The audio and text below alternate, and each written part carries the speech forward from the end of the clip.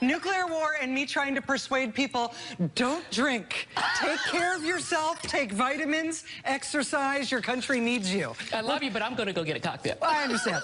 I understand. And I'm watching it. I have to watch you with a cocktail. Thank you, my dear. Thank you, Joy. Have a great weekend. And thanks to you at home for joining us this hour. You know, even though the weekend is coming up, Joy's is starting right now. Even though the weekend is coming up, even though it is a holiday weekend for many people because of Easter, it is still likely to be a very busy few days in the news coming up, even through the weekend and into the beginning of next week. This is sort of an unusually forward-looking Friday night. Usually at a time like this, we'd be looking back at what happened over the past week. Right now, we sort of are on the precipice of a whole bunch of news that's about to happen. Tomorrow in Washington, D.C., as Joy and other people have been reporting tonight, in D.C. and in dozens of cities around the country, there are going to be tax marches tomorrow. Tax Day protests, April 15th protests, basically against the new president, Donald Trump. The tax marches specifically will be demanding that he should release his tax returns. He, of course, remains the only president in the modern era who has refused to do that. Now, in terms of expectations, we don't expect those marches tomorrow to be as big as the marches that took place right after the inauguration, the women's marches. I don't know that any American protests will ever be that big ever again. But still, what happens tomorrow might be the biggest anti-Trump protests that have happened since the women's marches. So we shall see. Keep an eye out for that tomorrow in D.C. and in cities across the country.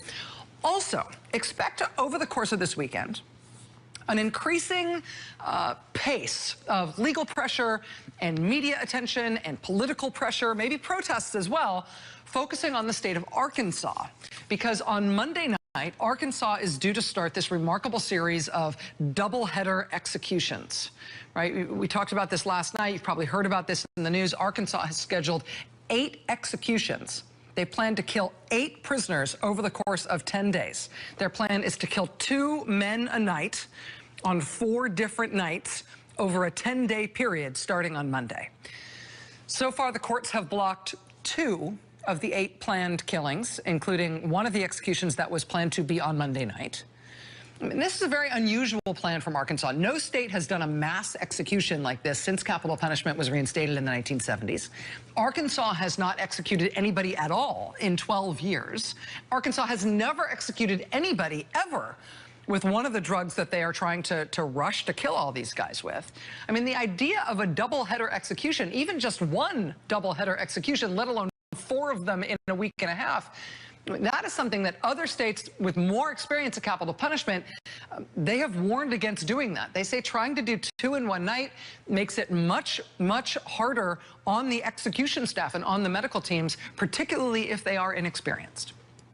But again, that execution spree in Arkansas is supposed to start on Monday night. You will likely see a bunch of headlines about it late tonight, tomorrow, and through the weekend.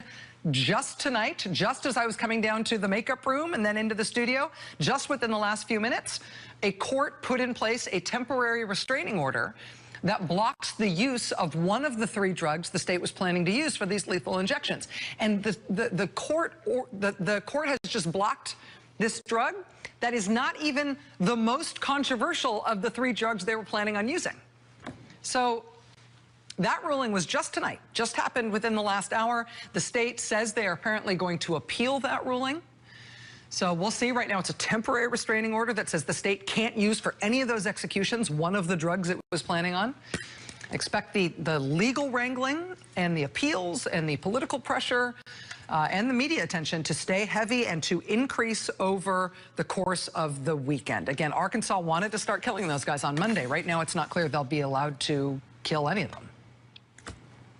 On top of all that, there's also going to be a lot of electoral politics news over the next few days, because on Tuesday of next week, there's that big congressional election in Georgia, where Democrats are trying their darndest to take a congressional seat that has been red for decades. This is Health Secretary Tom Price's old seat. Democrats have coalesced around a young Georgia Democrat named John Ossoff. They're trying to turn the 6th district in Georgia into a blue seat. Democrats think they've got a shot at winning this seat. Republicans say that Democrats have no chance. We will find out soon, though. Early voting in that race ended today, and Election Day itself will be on Tuesday. You should expect a lot of attention toward that over the weekend. So this has already been a very busy week in the news. Early next week is stacked up with a bunch of really big things in the news. But before we even get to that stuff early next week, we do have to make it through tonight and this weekend.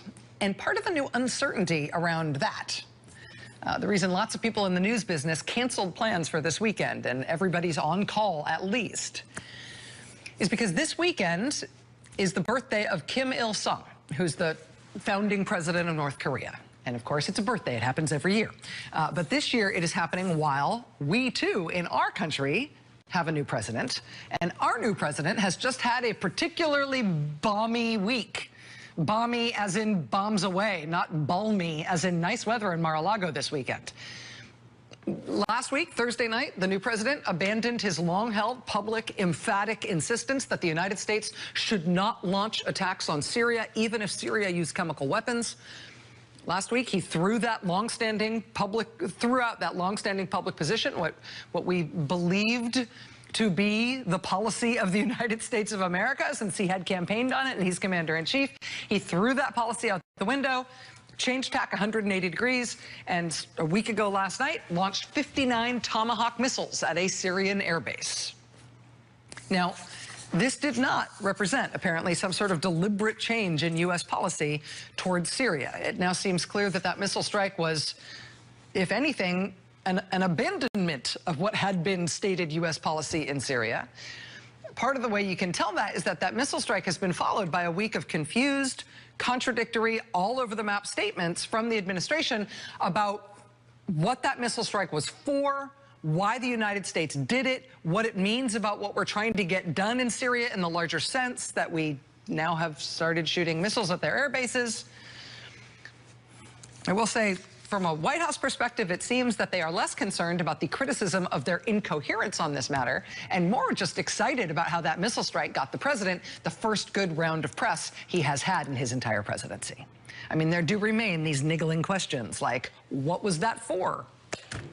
What is the United States trying to do in Syria? What are 1,000 U.S. service members risking their lives for tonight in Syria? What is the U.S. mission in Syria? And does that missile strike help or hurt that mission? Those questions remain. There also remains an interesting question about how the decision was made to launch that strike. The administration released, of course, this makeshift situation room photo from the night the strike was launched. For a big change in course military decision, there are some unexpected staffers in the Situation Room who are apparently participating in that decision. I mean, there's the chief economic advisor to the president. There's the Treasury Secretary, Steve Mnuchin, Goldman Sachs guy. What's he doing there? There's Commerce Secretary Wilbur Ross sitting right next to the president. The president's 36-year-old son-in-law was there. Also, Spicy's there back in the corner. White House spokesman, why is he there? The guy from Breitbart is there. Yeah. We do not see in this photo the Director of National Intelligence or the CIA director or any military personnel other than the one uniformed gentleman who is standing at the door. Tonight, a former CIA official tells us that the reason the Director of Central Intelligence, Mike Pompeo, was not there in that room, in fact, he wasn't in on the decision to launch that missile strike at Syria, is because he was giving a speech that night to a private equity group. So he didn't participate in the decision. So the Central Intelligence Agency director wasn't in on this, didn't participate in it. But meanwhile, don't worry, Steve Mnuchin was there, helping make the decision to bomb Syria. So the banking world got to have its cake and eat it too. That was the start of this literally explosive week for this young presidency. Then yesterday it was bombs away again. The new president has yet to talk about Afghanistan since he has been president. He has yet to articulate any policy or even general inclination toward that 15-year-old war. The basic idea, at least in terms of what most Americans think we're doing there, is that thousands of U.S. troops are still in Afghanistan because the U.S. military is trying to create a security environment in which the Afghan government can stand up. U.S. troops are there in support of the Afghan government and Afghan security forces so that country doesn't fall again to the Taliban like they did before 9/11. I mean, I think that's the basic idea we all have as Americans as to what we are doing in Afghanistan. But into the middle of that fight yesterday, the new administration decided to roll out a gigantic super bomb that had never been used before in combat. The United States has had these mega bomb GBU-43Bs. They've had these bombs, the mother of all bombs. They've had them for about 14 years. They cost about $16 million each. No other commander-in-chief has ever seen the need to use one before now. But yesterday, they decided to roll one out in Afghanistan. Why not? For context here, the United States does not have an ambassador in Afghanistan. The president has not spoken on Afghanistan. He has not said what he wants to do in that country. But militarily, he's just done something that's never been done before there or anywhere. For some reason, he just used the most unimaginably giant bomb the United States military has got short of a nuclear weapon, and he used it to kill, reportedly, about 36 ISIS-affiliated fighters. About $500,000 per guy. Here's a very strange development on that story that has just broken tonight. Last night, on that story, The Hill newspaper published a story about that bomb, the use of that bomb, the decision to use that bomb. And in their story, The Hill published a number of quotes from somebody who they described as a CENTCOM spokesman. And the quotes were attributed to an unnamed but apparently official CENTCOM spokesman. CENTCOM, of course, is the military central command, which means it's the part of the U.S. military for which their area of responsibility is the Middle East. And so they're quoting this CENTCOM spokesman, military spokesman, but the quotes are a little weird for a military spokesman. I'll show you what I mean. Asked by The Hill about what else was in the area that was hit by that giant bomb other than these ISIS fighters, the spokesman told The Hill this, quote, "I can guarantee there's nothing in the area. It's pure enemy." It's pure enemy. Military spokesmen in the United States don't talk like this. But then there's this. Asked about why they used this giant bomb that the U.S. has never used before, the spokesman said this, quote, "We mean business.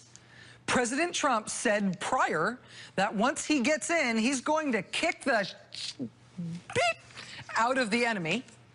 That was his promise, and that's exactly what we're doing." This is a U.S. military spokesman? Seriously? Actually, no. Turns out not. CENTCOM just tonight put out a follow-up press release. Look at this. This is actually from CENTCOM, and it's got a named person on it. For immediate release, U.S. Central Command Media Advisory. Subject, statements attributed to unauthorized CENTCOM spokesman. Statements published on April 13th attributed to a U.S. CENTCOM were made by an individual unauthorized to speak on behalf of United States Central Command, and those statements do not reflect the professionalism of CENTCOM, said Major Josh Jacques here today. These statements fail to portray the values of more than 80,000 service members of the U.S. military currently serving in the CENTCOM area of responsibility, says Major Jacques, CENTCOM Media Division Chief. Quote, "Our media engagement mission is to provide accurate, impartial information to the public and their media representatives worldwide. Those inappropriate statements do not reflect the official views of CENTCOM or its leadership." The named spokesman added that the unofficial statements undermine the confidence of the public who expect more responsible and thoughtful insight. Wow, who's the fake spokesman? Who was telling the Hill newspaper that they were CENTCOM spokesman and they spoke on behalf of CENTCOM and they gave all these quotes? And it wasn't actually a CENTCOM spokesman. How is this something we have to worry about now? Fake spokesman? So, I mean, in terms of real take it to the bank information here, we really don't know much about why they used that giant bomb in Afghanistan. But when a supposed military spokesman says it was because Donald Trump wants to kick the bleep out of the enemy, turns out that wasn't a military spokesman.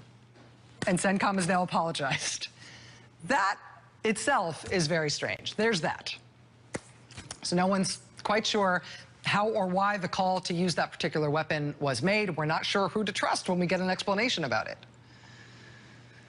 But regardless of all that, one thing the use of that bomb definitely did here at home was it produced another day of very excited, slightly confused, but nevertheless overwhelmingly positive good press for only the second time in this young presidency. First time was the missile strike. Second time was the mother of all bombs. So he's had 2 full days of good press, and both of them were for this young president, this new president, deciding unilaterally to blow some stuff up, arguably without much consideration for how doing that would strategically fit into any larger American interest or any larger American military project. So that is the week that we are just coming out of. And now we have a weekend. Today, Air China canceled their regularly scheduled 3 times a week round-trip flights between Beijing and Pyongyang in North Korea. Air China has been a little vague as to why they canceled these flights, but it's not the first time they have called those flights off. Whether this was done for commercial reasons or political reasons or security reasons, we cannot say for sure, but what it means in practical terms is that the Beijing to Pyongyang air route, as of tonight, is now only served by one air carrier. It is served only by Air Koryo, K-O-R-Y-O, Air Koryo. And among other things, Air Koryo is internationally famous for its food. There is one foodstuff you are served as a passenger on Air Koryo. Famously, you only have one choice. Your choice is, do you want it or don't you? But the only thing they offer you is their burger. It arrives at your seat, wrapped up in a little cartoony wrapper. It says Hamburg on it. A little character sliding something very small into something that looks like vanilla wafers. I don't know. Now, it's kind of cute. It arrives in a little wrapper. Turns out it is not served in that wrapper to keep it warm. The burger is reportedly served ice cold. And when you unfold its little cartoony wrapper, what you find is, ta-da! Behold, that is the burger. We have a number of pictures of the burger because it seems like anybody who has ever flown on Air Koryo, anybody who has ever been able to evade the no pictures rule and sneak a picture of the food, it seems like everybody has managed to take a picture of the burger and post this picture online. Feast your eyes on that. That is the food. That's the burger. It's been down today, so I haven't been able to check it. They are, though, reported to have a handful of international routes. They fly to Beijing and to 2 other cities in China. They also fly to Vladivostok in Russia. Oh, right, communism. North Korea remains one of the last communist countries on Earth. They were an ally in good standing of the old communist Soviet Union. And follow the through line, Air Koryo flies Soviet-made planes. I don't mean former Soviet Union, now Russian-made planes. I mean, they fly Soviet-made planes, made by the Soviet Union when it was still the Soviet Union. That's their air fleet. And it's interesting, North Korea is now trying at least a little bit to attract international airplane geek tourism from people who want to fly the friendly North Korean skies in planes that have cockpits that look like this, where they serve you ice-cold mystery beige burgers that leak a thin red watery sauce that doesn't seem like blood, but nobody can quite place it. Incidentally, my favorite detail about Air Koryo is that where they chill the burgers, where they keep them so cold, is in refrigerators that look like this, that they tuck into the galley on these old Soviet planes. North Korea is preserved in amber in a lot of ways. They're economically and ideologically constrained by their government in a way that makes them unlike any other place on Earth. We've all seen the pictures of the Korean Peninsula from space, where north of the demilitarized zone, North Korea looks like it might just be the sea. It looks like it's the ocean because there are no lights. They have so little electricity. But North Korea, they do have Air Koryo. They do have an internationally well-regarded core of military hackers. Remember the Sony hack by the North Koreans? North Korea may not have done much for its people, but they do have nuclear weapons, and they do have a 1 million-man army, and they do have an increasingly full range of ballistic missiles, and they do have a huge amount of powerful conventional artillery that they have put along their southern border, pointing at South Korea, pointing in the direction of Seoul, where about 20 million people live. And this weekend is Kim Il-sung's birthday, which is often occasion for the North Korean government to show off new weapons technology. This year, first of all, what's that likely to be, and when will we know?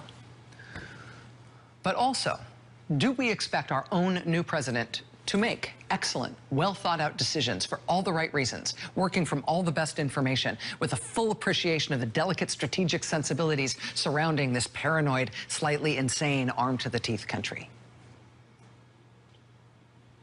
Whether or not it makes you feel better or worse about that prospect, I should tell you our new president spent today at his resort in South Florida, apparently golfing. Meanwhile, what appears to be a massive North Korean military parade appears to be taking shape. I'll be right back. Stay with us.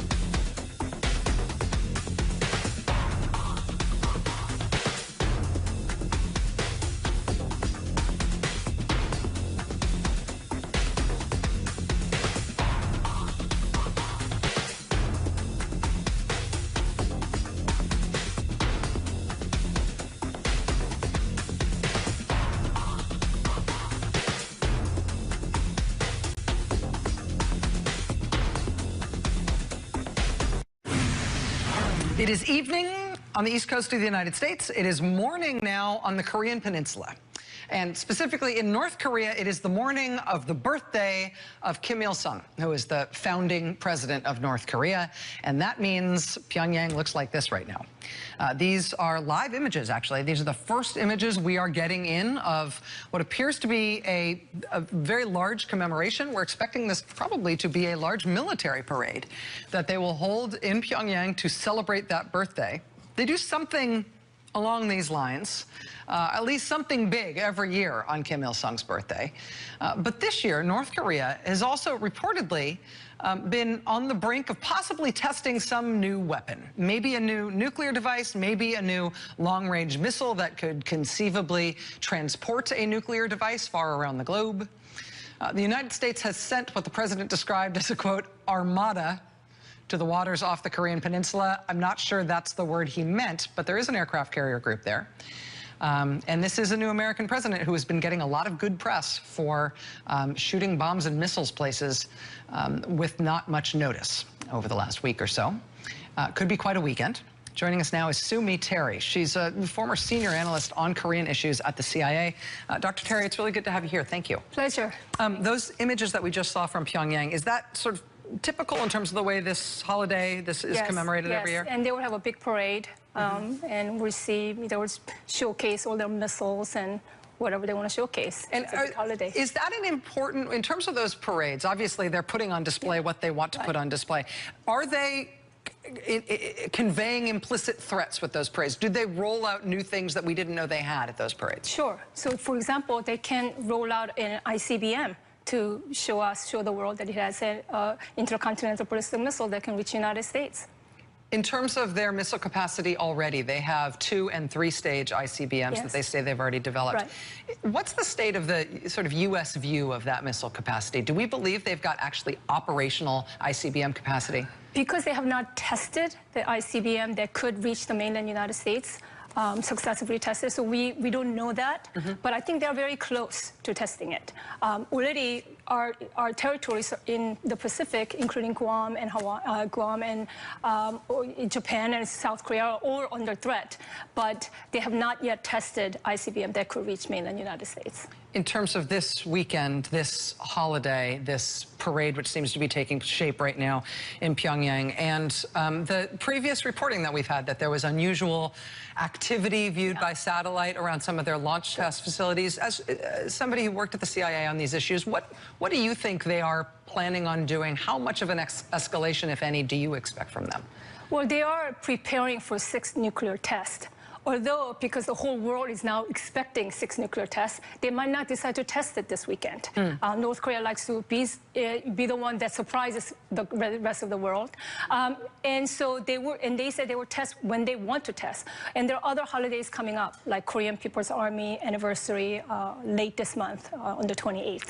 So they don't have to test the 6 nuclear weapon this particular weekend. But there are other things they can do. They can do a normal missile test that they've been doing before. They can showcase an ICBM. There's other things they can do. There is an aircraft carrier that has been directed, U.S. aircraft carrier that has been directed there. We have seen, we have a new president who we don't fully understand either.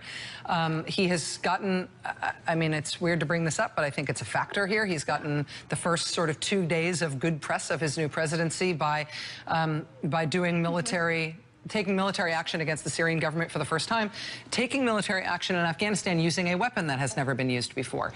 If this president is weighing, for whatever reason, some type of novel, newly aggressive military action toward North Korea, what are the options and what are the likely consequences? He could weigh an option of intercepting a missile, or he could be weighing an option of striking nuclear test site. But I honestly don't think he's going to follow through with this. And this is a problem with the brinkmanship policy, because you're putting yourself in a bind. Either you have to back down, or you have to and sort of lose your credibility, or you have to, now you're stuck on a ledge and risk a military option, which is very, very risky. North Korea is not Syria. It's not Afghanistan. It's going to have devastating consequences. North Korea will retaliate to any kind of military option. And they'll retaliate against South Korea. Absolutely retaliate against South Korea. North Korea has some 70% of its ground forces and some 50% of its air, and naval forces are deployed within 100 kilometers from the DMZ, demilitarized zone, that are separating the 2 Koreas. That's 60 miles. And you said there's 20 million people in Seoul. There's 28,500 American soldiers in Korea. There's some 150,000 U.S. expats in Seoul. This is why I just don't think this kind of brinkmanship policy it's just not a smart idea. gross miscalculation. Even without a novel missile capacity, even without nuclear weapons, there are millions of people who are soft targets, who are within easy reach of the North Korean military if they choose to take that action.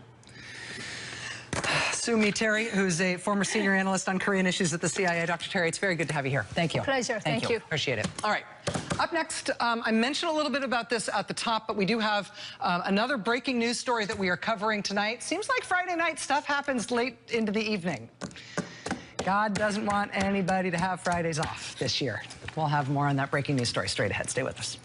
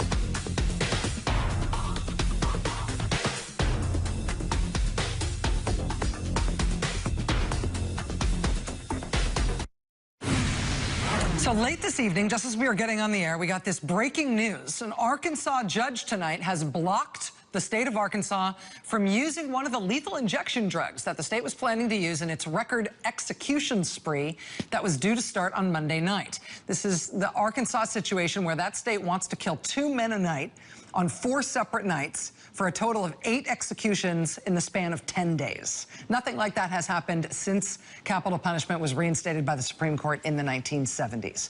We're not used to mass executions in this country.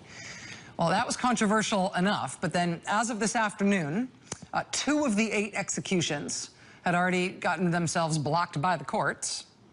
And now, tonight, a judge has just issued a temporary restraining order that apparently will block Arkansas from using one of the 3 drugs they were planning on using to kill these men.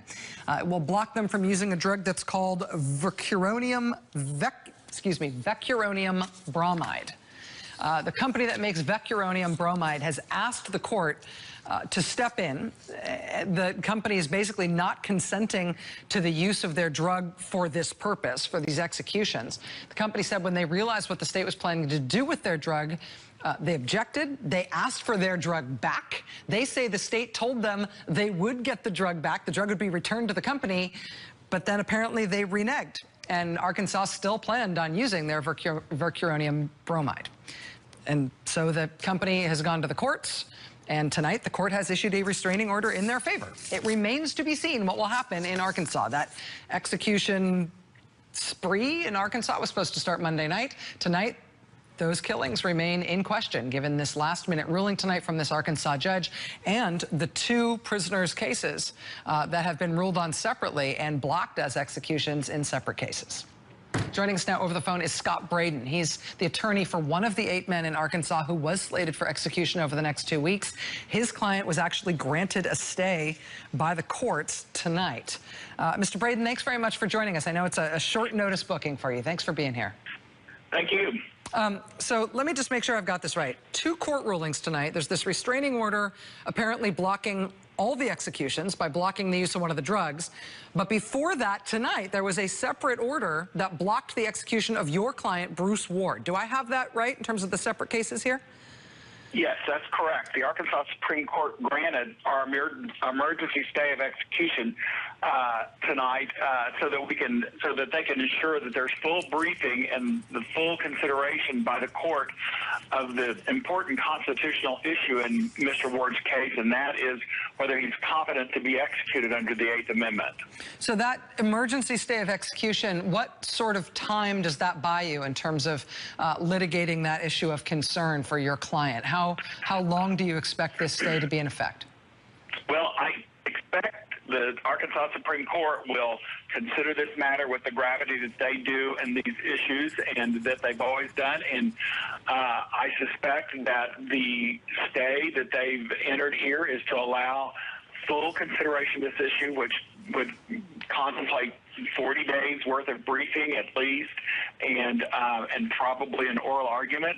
So I think if they meant to do otherwise, they would have set a schedule out in the order they issued this afternoon. Okay.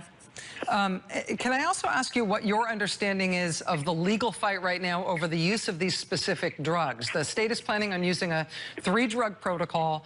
One of those drugs, midazolam, seems to have been the thing that led to this rushed schedule by the state. They apparently wanted to line up all these executions so quickly because their midazolam was due to expire. But as far as I understand it, the drug that was the subject of this restraining order tonight was actually not the midazolam. It was another one of these drugs. The drug company essentially saying that they do not consent to it being used in this way. They wanted it back from the state. Can you give us any of your understanding in terms of the legal fight over the drugs themselves? Well, honestly, I don't know much more about it than you do. I don't represent any of the parties in that action, and we're not involved in that.